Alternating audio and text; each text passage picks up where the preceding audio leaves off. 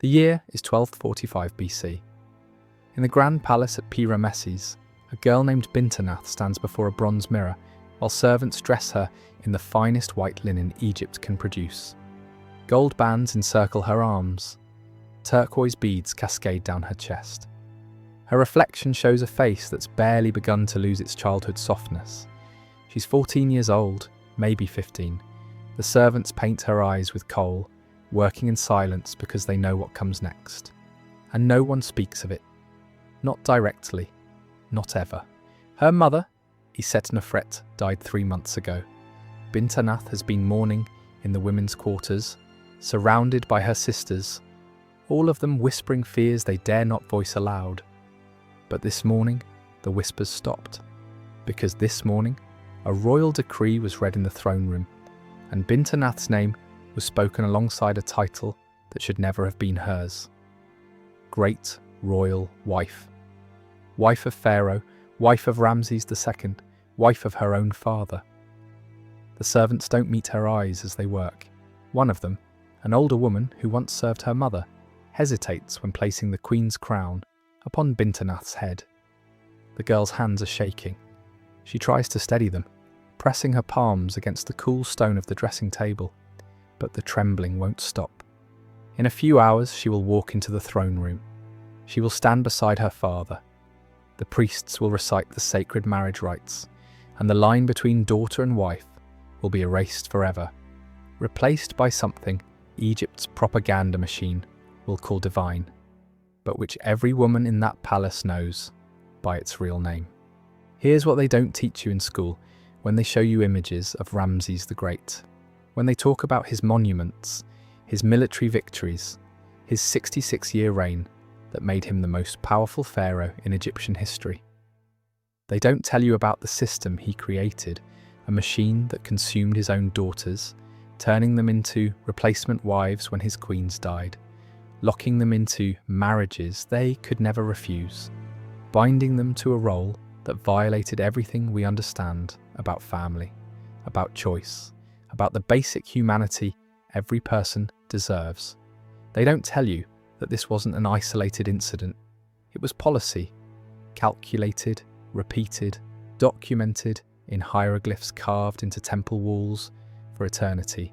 And they definitely don't tell you what happened to those daughters. Because if you've ever wondered why certain truths get buried beneath centuries of glorification, why we remember empires but forget the people they crushed, you're in the right place.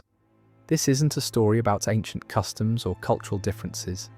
This is about power, about what happens when one man holds absolute control over an entire nation, including his own children, and what it cost the women who had no choice but to submit.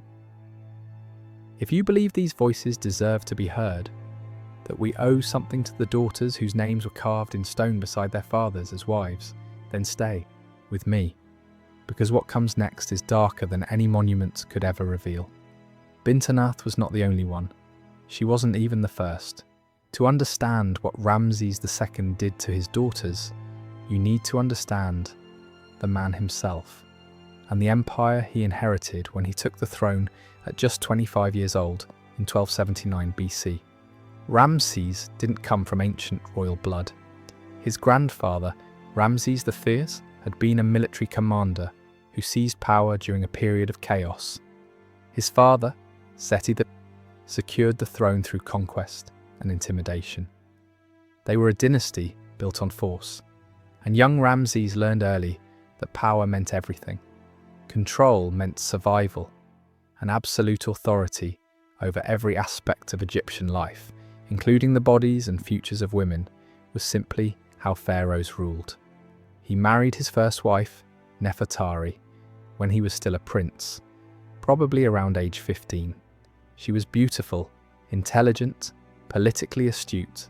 The love between them seems to have been genuine, at least as genuine as any relationship can be when one person holds godlike power over the other. She bore him children, sons who would command armies, daughters who would grow up in the palace watching their mother navigate the treacherous currents of royal life. She stood beside him as he built temples, waged wars, and carved his name across Egypt in letters so large they could be read from miles away. But Nefertari wasn't enough. Egyptian kings took multiple wives, and Ramses was no exception. His second principal wife was Isetnefret, another woman of high birth who gave him more children, including the son who would eventually inherit the throne after outliving dozens of his brothers. There were others too, lesser wives, concubines, women whose names appear briefly in records and then vanish. Some historians estimate Ramses had over 200 wives and concubines during his lifetime. He fathered at least 100 children, possibly more, sons and daughters born year after year, in a palace that functioned like a breeding program designed to produce heirs and secure alliances. For the first decades of his reign, everything seemed to function according to plan. His sons were given military commands, governorships, priesthoods. His daughters were raised in luxury, educated, prepared for lives as princesses of Egypt. They learned to read and write. They studied music, dance, religious rituals. They lived behind painted walls, in rooms filled with imported luxuries, seemingly protected by their status as Pharaoh's children. What they didn't know, what they couldn't have known, was that their father was already planning their futures in ways that would trap them forever. Egyptian princesses faced a unique problem. They couldn't marry below their station, that was forbidden. They couldn't marry foreign princes that risked diluting royal blood and creating rival claims to the throne. Their only acceptable marriage options were Egyptian princes or the pharaoh himself. And Ramses had dozens of daughters. The mathematics were brutal. There weren't enough princes to go around.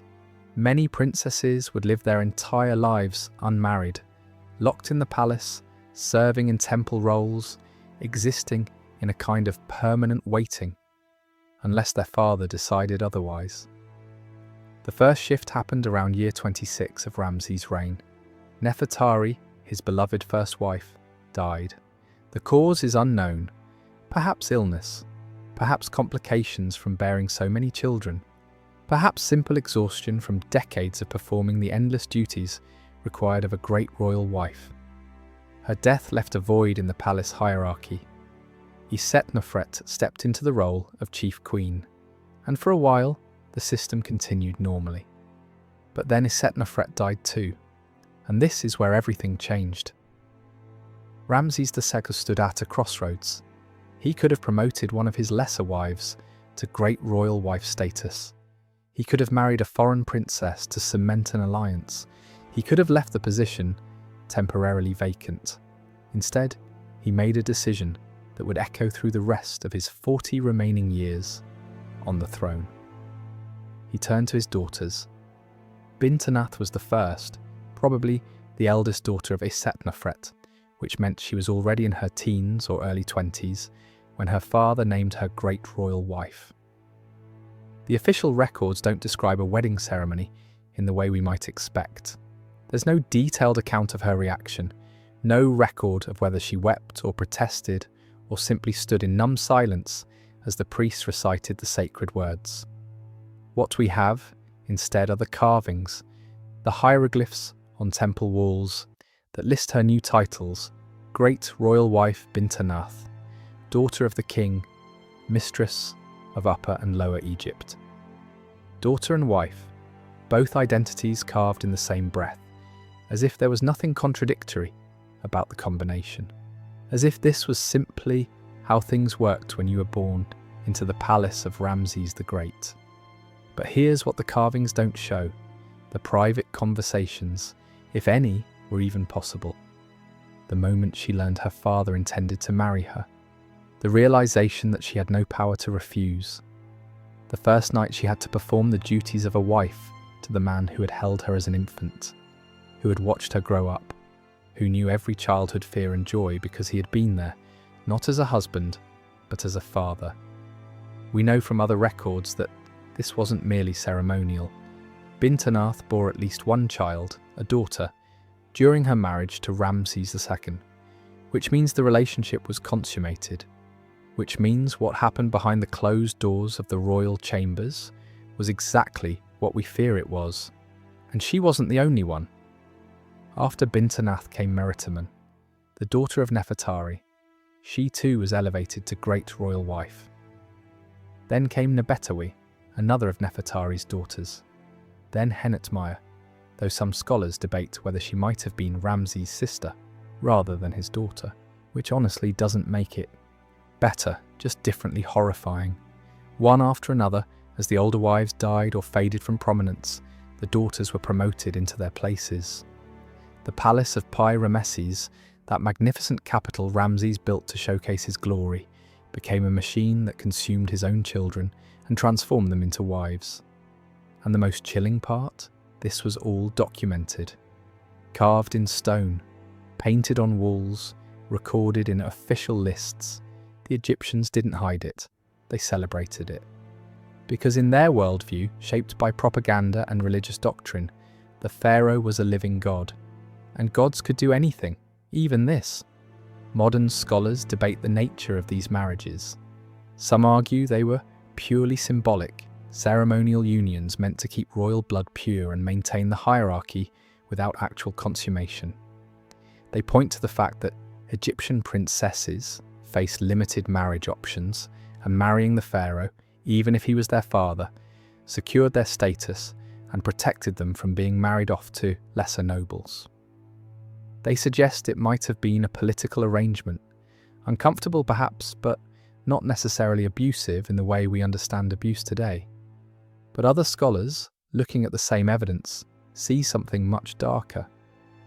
They point to the children born from these unions.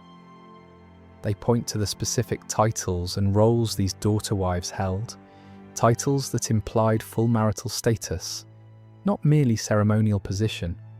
They point to the fact that Egypt had other options for securing princess status without marriage, temple roles, for instance, or positions in the administration. They point to the systematic nature of it, the way Ramses repeated this pattern multiple times across decades. And they ask a simple question. If these marriages were truly just symbolic, why did the daughters bear children? Why were they given all the duties and obligations of wives if this was merely for show? The truth is probably somewhere we can barely stand to look at directly. These were marriages in every sense that mattered in ancient Egypt: legal, religious, sexual, reproductive. The daughters were bound to their father by every mechanism the state possessed. And whether or not individual relationships involved affection or merely cold obligation, the fundamental reality remained. These women had no choice. They were born into a system that owned them. And when their father decided they would transition from daughters to wives, there was no appeal, no escape, no alternative future available to them. Let me tell you what a day looked like for Meritamen after she became her father's wife. She wakes before dawn in chambers that once belonged to her mother, Nefertari, the same rooms where she played as a child, where her mother taught her to read hieroglyphs, where she once felt safe. Now those walls feel different. The painted scenes of domestic harmony mock her. She dresses in the same style of pleated linen her mother wore, fastens the same type of jewellery, applies the same cosmetics. She's replacing her mother in every visible way. Her first duty is to appear at the morning temple rituals. As great royal wife, she must stand beside Ramses while he performs the daily offerings to the gods. The priests watch them. The nobility watches them. Thousands of workers and servants move through the temple complex, all of them seeing the pharaoh and his daughter wife together. All of them accepting this as normal, as divine, as the natural order of things. And perhaps that's the cruelest part. Not just that it happened, but that an entire civilization was structured to make it seem acceptable. After the temple ceremonies, there are administrative duties. The great royal wife isn't just a symbolic position. She manages vast estates, oversees thousands of workers, makes decisions about food distribution, textile production, and temple offerings. Meritamen had to learn these responsibilities, probably from Bintanath, her half-sister, who had been forced into this role before her. Can you imagine those conversations? One daughter wife training another, in how to be a wife to their mutual father? The system perpetuated itself through the very women it consumed. But the administrative work, as demanding as it was, probably offered a kind of refuge. Hours spent reviewing grain shipments or inspecting weaving workshops meant hours not spent in private chambers. Hours not spent performing the other duties expected of a royal wife. Because here's what the monuments don't show you. Here's what the painted tomb walls carefully avoid depicting. What happened when the public ceremonies ended and the doors closed and there was no longer an audience to maintain the performance of divine kingship for? We know from Egyptian texts that pharaohs were expected to father children continuously. It was part of their role as living gods to be endlessly fertile, endlessly potent, proof of divine favour. Ramses took this expectation to extremes. By the time he died at roughly 90 years old, he had fathered over 100 children, which means he was reproducing constantly throughout his entire adult life. His daughter wives were expected to participate in that productivity, to bear children, to produce heirs, to prove through their own bodies that the pharaoh's power extended even to this, even to making his own daughters fertile. Bintanath bore at least one daughter, possibly more. Some records suggest Meritamen also had children, though the documentation is less clear.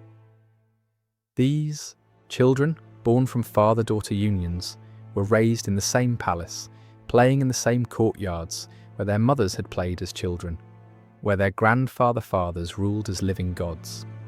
The genetic implications alone are disturbing. Father-daughter incest produces significantly higher rates of genetic disorders, infant mortality, developmental problems, but the psychological implications are worse. Imagine being the child of such a union. Imagine growing up knowing your father is also your grandfather, that your mother is also your sister, that your entire existence is the product of something that violates fundamental human boundaries. Egyptian records don't tell us what happened to these children, whether they survived to adulthood, whether they were healthy or suffered from the complications that incest inevitably produces, whether they were hidden away or displayed proudly as evidence of royal fertility. The silence in the records is its own kind of horror, and it wasn't just the daughter wives who lived with this reality. It was everyone in the palace. The servants who dressed these women every morning, who knew exactly what their transformation from princess to queen meant. The priests who performed the marriage ceremonies, who blessed unions between fathers and daughters with the same sacred words they used for any royal marriage. The scribes who recorded births, who noted down daughter of Pharaoh Ramses and his daughter, the great royal wife Bintanath, without any indication that this was unusual or troubling. The military commanders who served Ramses for decades, who watched his daughters grow up and then watched them become his wives. The foreign ambassadors who visited the palace and witnessed this system, who returned to their own kingdoms and reported what they'd seen, contributing to Egypt's reputation as a place of impossible wonders and disturbing customs. Everyone knew, everyone participated, everyone adjusted their understanding of normal to accommodate what the pharaoh demanded. There's a psychological phenomenon called institutional betrayal. It happens when the very institutions that are supposed to protect you, family, religion, government, instead become the source of your harm. And when that betrayal is systemic, when everyone around you treats the harmful thing as normal, it becomes almost impossible to recognize it as wrong. You internalize the abuse. You tell yourself it must be acceptable because everyone says it is. The priests bless it. The people celebrate it. The gods, you're told, demand it. This is what happened to Ramses' daughters. They were born into a system that told them their father was a living god, that his will was divine law, that their purpose, their entire reason for existing, was to serve Egypt through service to him. When that service transformed from being his daughter to being his wife, they had no framework to understand it as violation. They had no language to name it as abuse. They had no allies who would have validated their trauma because everyone around them insisted this was an honor. Some historians argue we shouldn't judge ancient cultures by modern standards, that our concepts of incest, consent, and abuse are historically specific, shaped by our own cultural moment, and that applying them to ancient Egypt is anachronistic. They say we need to understand these marriages within their own context, where pharaohs were literally considered divine, where royal blood was so sacred it could only mix with itself, where the continuation of the dynasty justified practices that seem abhorrent to us now. But here's the problem with that argument. These weren't abstractions. They were real women with real bodies and real minds. Whatever the cultural context, being forced to marry your father produces trauma. Being made pregnant by your father produces trauma. Having to perform intimacy with someone who held you as a baby, who watched you learn to walk, who was supposed to protect you, that produces psychological damage that no amount of religious justification can erase. We know this because trauma doesn't care about historical context. The human brain responds to violation in consistent ways across cultures and centuries. When trust is betrayed, when boundaries are crossed, when powerlessness is absolute, the nervous system reacts: fight, flight, or freeze. And when fighting is impossible and fleeing is impossible, the only option left is freeze. Dissociation, numbness, the psychological splitting where part of you goes somewhere else, while the violation happens to the body you've left behind. There's a particular kind of cruelty in forcing someone to participate in their own abuse while calling it love, calling it duty, calling it divine will. It's not enough for Ramses to simply take what he wanted. The system demanded that his daughters perform willingness, smile during public ceremonies, accept their new titles with grace, bear children and present them as blessings, maintain the illusion that this was an honor they embraced rather than a fate they endured. And perhaps some of them did internalize that narrative. Perhaps some of them genuinely believed they were serving Egypt, serving the gods, fulfilling a sacred duty that transcended personal feelings. That's how effective indoctrination works. It doesn't need external force when it can create internal compliance.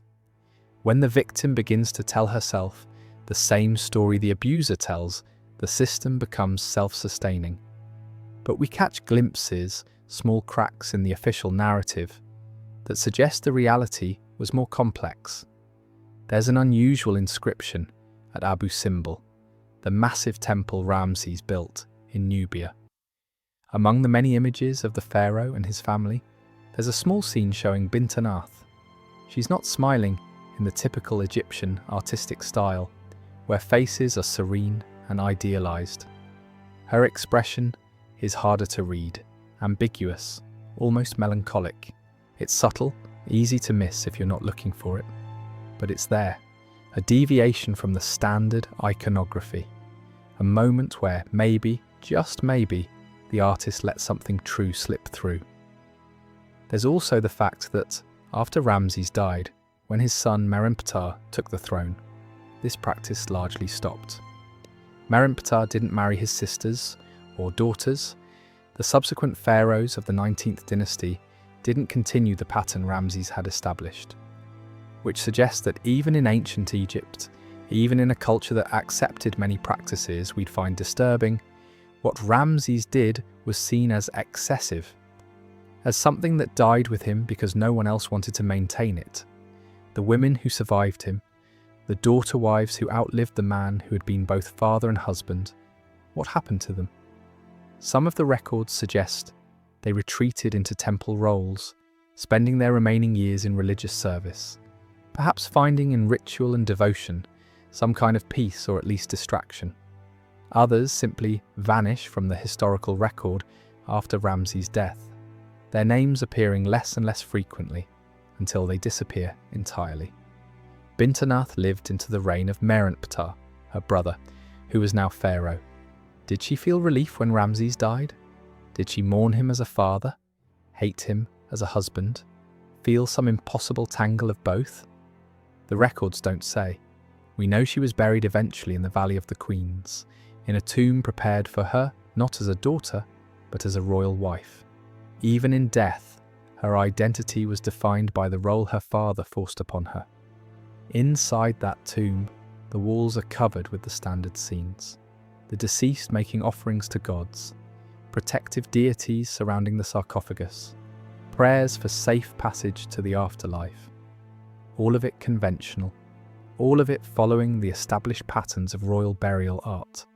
But there's one image that stands out, a scene of Bintanath alone, not accompanied by Ramses, not identified by her relationship to him. Just her name and her figure, standing in a pose that suggests independence, autonomy, self-possession. Maybe it means nothing, maybe it's just artistic convention, or maybe it's a final act of quiet resistance. A way of saying, in death at least, I am my own person. Not defined by what was done to me, not reduced to daughter-wife, as if those two identities could coexist without destroying something fundamental. Just Bintanath, just herself, for the first time and the last time, truly free.